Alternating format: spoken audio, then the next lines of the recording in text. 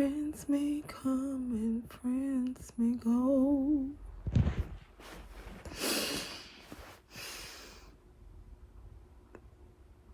Should I do it? Should I really do this?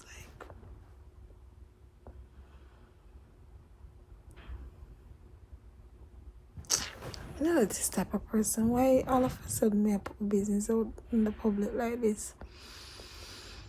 I guess my start already, so.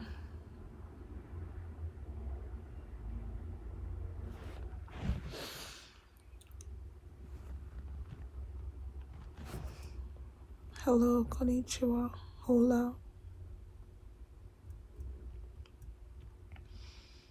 Guys,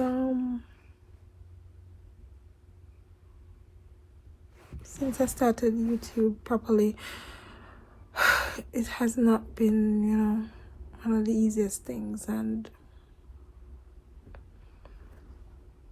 family and friends, people where you expect to be around you is just not there for you, and I always see YouTubers doing videos crying and stuff. I may say, why? But now I can understand a bit of what they face, and it's a very, very tough decision.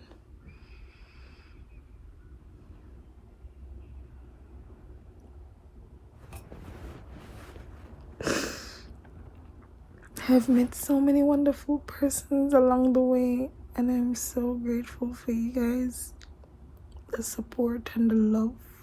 Just last night I went on a live, and it was really good. I got up this morning and I got some calls and some comments and some stuff, and then somebody told me that I made mention of something that probably shouldn't have been said.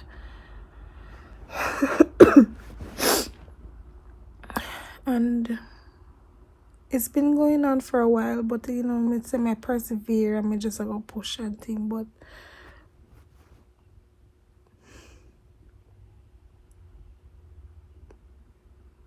this is it. I don't think I should just involve myself into something that will cause me such emotional trauma and emotional roller coaster. It's best to just move on. I'm gonna just, I'm not even gonna take a break. I don't think I'm gonna take a break. I'm gonna focus on other things. I'm out of this. I'm gonna focus on other things, and I just want to say that I love you guys. I really do appreciate the level of support that you've given me, and don't feel like I've let you down. I have not. It's just that you must know when to give up on something. You must know when to stop. You must know when the end of your chapter comes, right? You should know above everybody else. Sorry.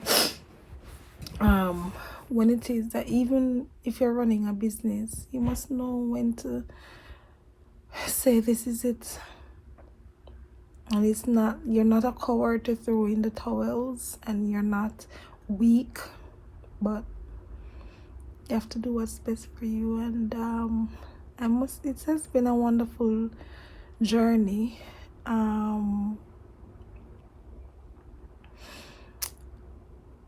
I don't know if I'm gonna delete the videos or I'm just gonna put them private. Maybe I'll just put them on private because I want to rewatch them and relive the moment, and probably in the next few years I can show my grandkids or my grandnephews and nieces. And at least I tried something, because you never know until you try. You never know what you can do until you actually start doing it, but then that's when you know if it's for you or not for you. And I don't think it is for me.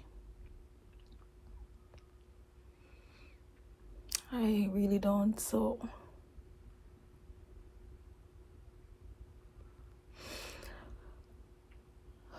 I've thought long and hard about this decision, and I have been praying about it, and basically this is it, guys. I love you, and I will always be supporting everyone. I will still watch the videos because I love watching YouTube videos, a part of my hobby.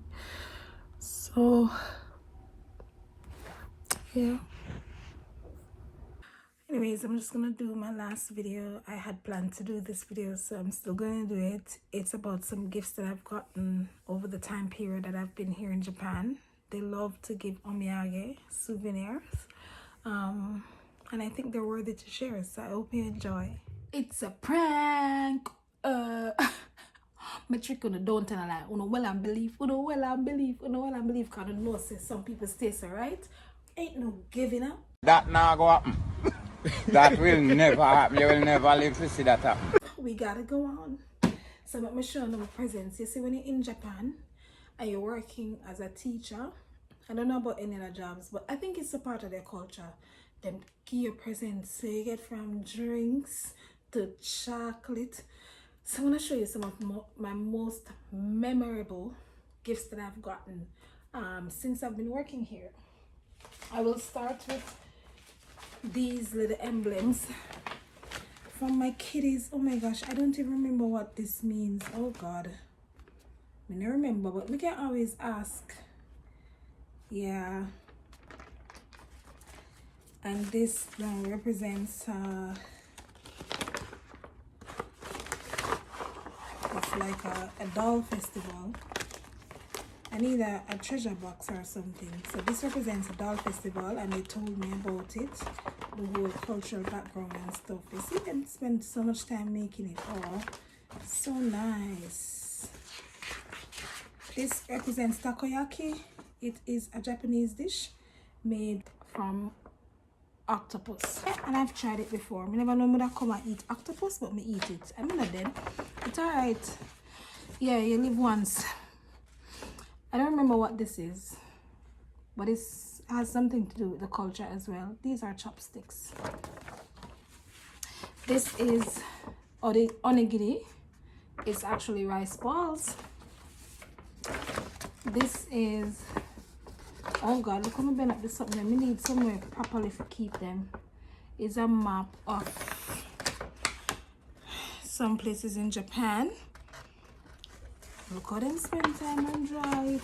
Start and blah blah. And them ask me, okay, the sensei, have you ever been to blah blah blah? Have you ever eaten? What is this? Kasutundura. Yeah, very nice. And I have a box of stuff for them make. They're called origami, right? One whole box of them. This represents the what you call it again? You know, some of the samurai them through. Wow, they're so creative. Look at this. Wow, I don't know I'm gonna do it someone else up there. I will eat maybe now.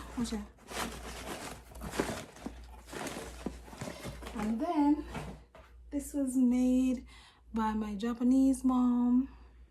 So cute, and it is so simple. See, what all she did was to wrap the beads with fabric, but it is very, very nice. It's so light, and she put a, you know, string thing on it.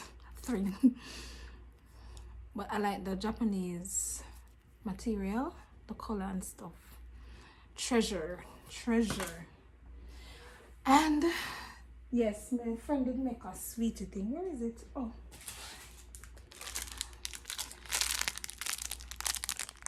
inside tastes like jello.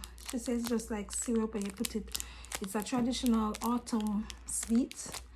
And you just put it to set overnight. Shall we make all kind of stuff? It tastes good too, and it's quite interesting because on the outside it is hard and on the inside it's jello. The sugar.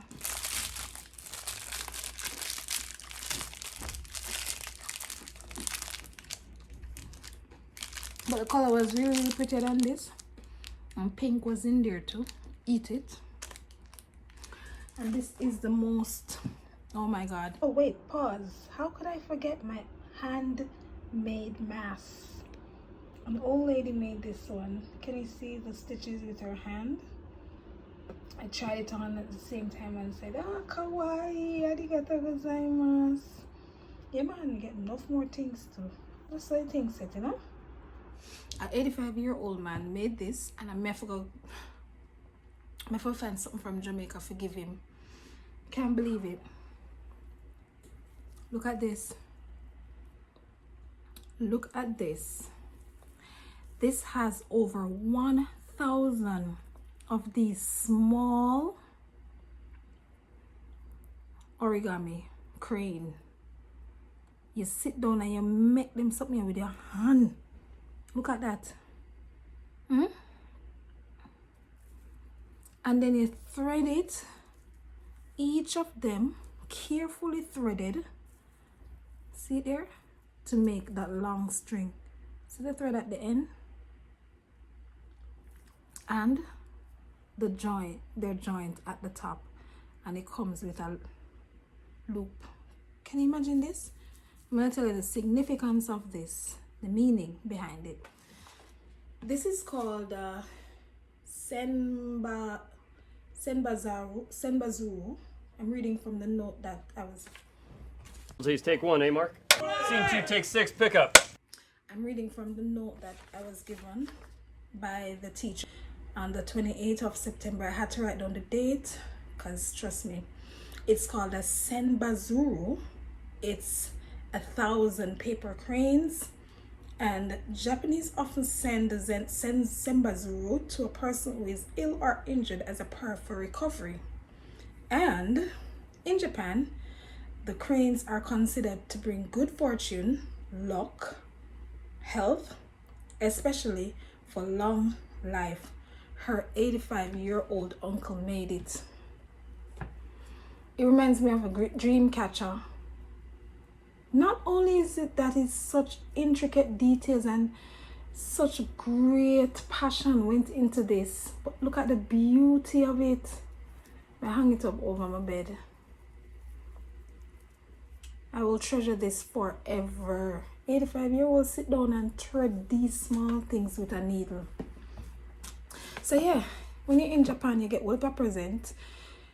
People will treat you like celebrities, and they just want you to learn about their culture as well as they want to learn about your culture. For the most part, you know, and everybody go off and know about your culture, and everybody go treat you nice, but yeah, blessings are flow. Yeah man, so be up on yourself, love God, live good, stay irie. See you in the next video. Boom bang, I'm out.